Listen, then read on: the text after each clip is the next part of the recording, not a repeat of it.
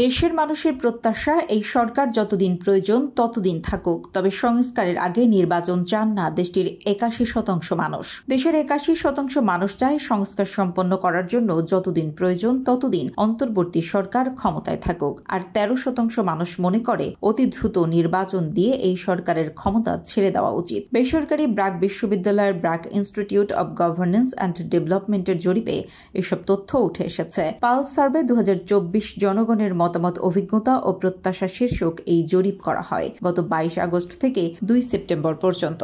রোববার ঢাকা বিশ্ববিদ্যালয়ের অধ্যাপক মুজাফফর আহমদ চৌধুরী মিলনায়তনে বিআইজিডির senior research fellow Mirza M Hasan জরিপের ফল তুলে ধরেন। পরে প্যানেল আলোচনায় অংশ নেন সুশাসনের জন্য নাগরিকের সম্পাদক ড বদিউল আলম মজুমদার, ঢাকা বিশ্ববিদ্যালয়ের সমাজবিজ্ঞান বিভাগের শিক্ষক সামিনা লুৎফা ও উন্নয়ন অধ্যয়ন বিভাগের শিক্ষক আসিফ মোহাম্মদ শাহান, বৈষম্য বিরোধী ছাত্র আন্দোলনের লিয়াজু কমিটির সদস্য মামুন আব্দুল্লাহিল ও ভূঁইয়া আসাদুজ্জামান, জাতীয় নাগরিক কমিটির মুখপাত্র সামান্তা শারমিন এবং বিআইজিডি নির্বাহী পরিচালক ইমরান মতিন। জরিপ প্রতিবেদনে বলা হয়, দেশের ৩৮% মানুষ মনে করে অন্তর্বর্তীকালীন সরকার ৩ বছর বা তার বেশি সময় থাকা উচিত, ৯% ২ বছর, ৩৫% মানুষ ১ বছর বা তার কম সময় থাকা উচিত বলে মনে করেন। জরিপে অংশ নেওয়া ৭১% মানুষ ধারণা করেন দেশ সঠিক দিকে যাচ্ছে, অর্থনীতি সঠিক দিকে যাচ্ছে মনে করেন দেশটির ৬০% মানুষ। অন্তর্বর্তী সরকার ঘোষিত নির্বাচন সংস্কার কমিশনের প্রধান বদিউল আলম মজুমদার বলেন, নির্বাচন কমিশন দল নিরপেক্ষ হতে হবে। নির্বাচন কমিশনার নিয়োগের জন্য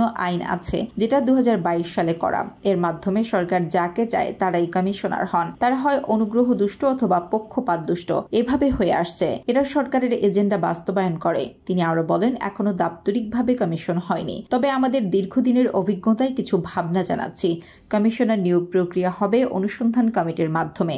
এই কমিটি হবে অন্তর্ভুক্তিমূলক। এতে প্রধানমন্ত্রী, বিরোধী দল, তৃতীয় বৃহত্তম দল, নাগরিক সমাজের প্রতিনিধি, তরুণ প্রতিনিধি, নারীদের প্রতিনিধি থাকতে পারে।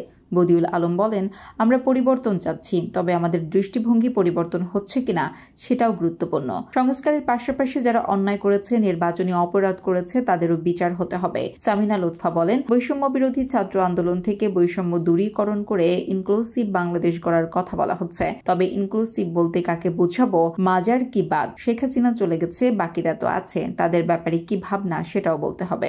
মামুন আব্দুল্লাহিল বলেন, জরিপ অনুযায়ী এই সরকারের প্রতি মানুষ আস্থাশীল। মানুষের আশা এবং হতাশা যে কোনো সময় আসতে পারে। প্রতিশ্রুতি বাস্তবায়ন করতে না পারলে আস্থার থাকবে না। সংস্কার কমিশনগুলোতে ছাত্রদের প্রতিনিধি না রাখার সমালোচনা করেন তিনি। আওয়ামী লীগের পরিচ্ছন্ন ব্যক্তিরা নির্বাচনে অংশ নিতে পারবে কিনা সাংবাদিকদের এমন প্রশ্নের জবাবে আসাদুজ্জামান বলেন, গণহত্যার যে ঘটনাটি ঘটেছে, ফেয়ার ট্রায়ালের মাধ্যমে তার বিচার হতে হবে। তবে যে কোনো ধরনের ট্রায়াল আমরা চাই না, এটি ফেয়ার হতে হবে।